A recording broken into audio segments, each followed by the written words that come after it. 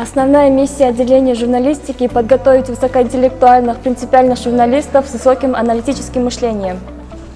А также в нашу миссию входит подготовка будущих журналистов к разным сферам СМИ и как использовать структуру написания статьи.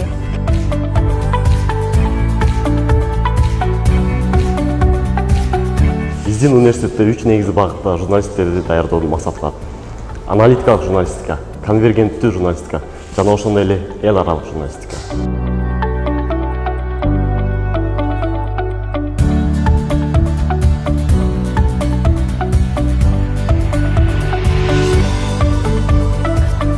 Ben bu üniversiteye başvurduğum için ve bu fakülteyi seçtiğim için çok memnunum.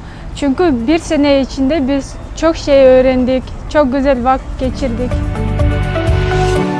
This is something really exciting me. I'm interested in film business. I need to learn how to act for filming. Where could I show my voice the most? You will not only learn in directing, you will learn how to work with camera, how to work with actress, write scripts. You're gonna learn writing. Writing is the king of everything in a story. You know how to use sounds, how to use lights, and all of that stuff. I like the visual developments, everything.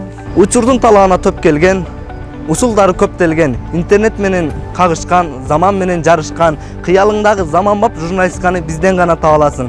Андыктан тандоо жаныңда, тандоодо жаңылба. Be outstanding.